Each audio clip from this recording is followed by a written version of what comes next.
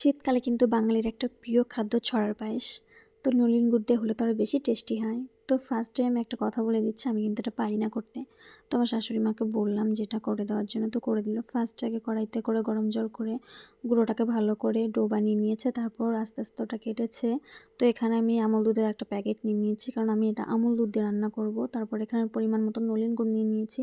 যেহেতু আমার অতটা লাগবে না, তো আমার এখানে পরিমাণ মতো জল নিয়ে নিয়েছি। জলটাকে একটু গরম করে জলের মধ্যে আমি আমুল দুধটা ভালো করে গুলিয়ে নেব। গুলিয়ে নিয়ে ভালো করে কিছু সময় আমি একটু দুধটাকে জ্বালিয়ে নেব, যেহেতু জলটা আর দুধটা একসঙ্গে মিশে যায় আর খুব টেস্ট হয়। তো একটু পরিমাণ মতো লবণ দিয়ে দিলাম, কিছুটা পরিমাণ, কারণ নলেন গুড়ের মধ্যে লবণ দেওয়া থাকে, তাই লবণটা বেশি দেওয়া যায়। দুধটা ফুটে এসছে, এখন ছড়ার পায়েসগুলো আস্তে আস্তে করে দুধের মধ্যে ছেড়ে দিতে হবে।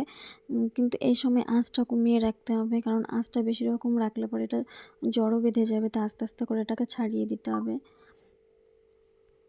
হাতা দিয়ে আলতোভাবে নাড়তে হবে যাতে ভেঙে না যায়। তারপর আঁচটা আস্তে আস্তে করে বাড়িয়ে দিতে হবে। যখন জালটা ফুটে উঠবে, গাঢ় হয়ে আসবে দুধটা, তখন গুড়টা পরিমাণ মতো দিয়ে দিলাম। তো ফাইনালি আমার কমপ্লিট। তার আগে একটা কথা বলি, ছড়ার পায়েস খেতে গিয়ে না আমার জিভটায় পুরো পুড়ে গেছিলো গরম। তো আমি জাস্ট অসাধারণ হয়েছিল।